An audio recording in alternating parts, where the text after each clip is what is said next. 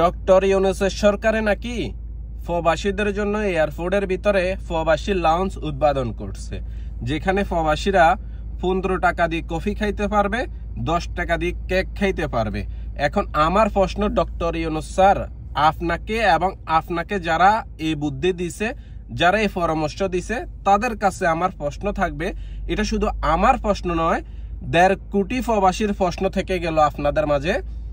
প্রবাসীরা 15 টাকা দিয়ে কফি খাওয়ার জন্য এয়ারপোর্টে যায় না, 10 টাকা দিয়ে কেক খাওয়ার জন্য এয়ারপোর্টে যায় না। যে সমস্ত প্রবাসীরা এয়ারপোর্টে খায়, তারা ওই 500 টাকা দিয়েও খাওয়ার তাদের কাছে ওই অ্যাবিলিটি রয়েছে। অতএব যেটা করণীয় সেটা পারলে করেন, বাউতাবাজি ছাড়ি দেন। বিগত দিনেও যারা ক্ষমতায় ছিল প্রবাসীদের জন্য কিছুই করে নাই, আপনিও কিছু করে যাইতেছেন না। প্রবাসীদের জন্য বিগত দিনের সরকাররা শুধু প্রবাসী কল্যাণ কার্ড বানায় দিয়ে প্রবাসীদের থেকে মোটা অঙ্কের একটা টাকা হাতায় নিছে। এখন প্রবাসীদের জন্য আরেকটা করে গেছে, ওই রেমিটেন্স পাঠাইলে 2.5% অনুদান দেয়, এক্সট্রা দেয় আর কি, যেখানে আপনার 50,000 টাকা পাঠাইলে মনে 1,000 টাকা হয়। তো এগুলা প্রবাসীদের চাওয়া পাওয়া নয়। প্রবাসীদের চাওয়া পাওয়া হয়েছে প্রবাসীরা কিভাবে অল্প টাকায় বিদেশে আসতে পারবে, কিভাবে অল্প টাকায় আবার টিকেটের ভাড়া কমাইতে পারেন। দুইটা জিনিস প্রবাসীদের জন্য দেখেন। এক, প্রবাসীরা কিভাবে অল্প টাকায় বিদেশে আসতে পারে, আরেক, টিকেটের দাম কমাইতে হবে।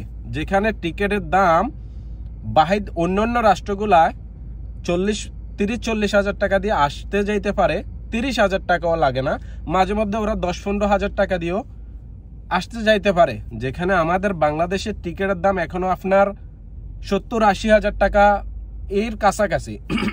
তো আপনাদের কাছে অনুরোধ থাকবে, যাওয়ার আগে এত রকমের লাউঞ্জ ফাউঞ্জ উদ্বোধন না করে আপনারা প্রবাসীদের জন্য দুইটা কাজ করে দিয়ে যান।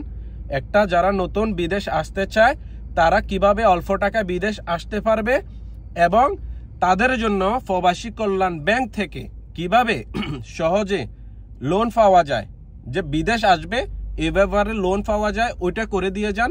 আরেক, টিকেটের দাম কমাই দিয়ে যান, যেটা বর্তমান 1.5 কোটি প্রবাসী ভুগতেছে।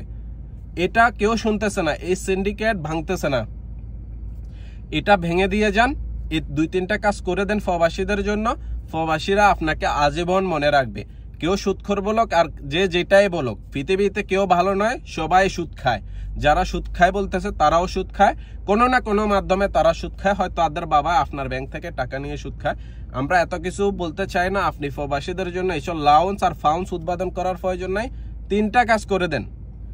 বিমানের টিকিটের দাম কমাই দেন, যারা নতুন বিদেশ আসতে চায় তাদের কিভাবে অল্প টাকা বিদেশ আসতে পারবে, আর প্রবাসী কল্যাণ ব্যাংক থেকে কিভাবে সহজে টাকা পাওয়া যায়, শুধুমাত্র যারা নতুন বিদেশ আসতে চায় তারা কিভাবে সহজে লোন পায় সে ব্যবস্থা করে দেন। এবং কি ওই লোনটা দীর্ঘমেয়াদী, যেহেতু পরিশোধ করতে পারে অল্প অল্প করে, ওই ব্যবস্থা করে দেন। ভালো থাকবেন, সুস্থ থাকবেন, আর মন্ত্রী আমলারা প্রশ্নের উত্তরটা দিয়ে যান।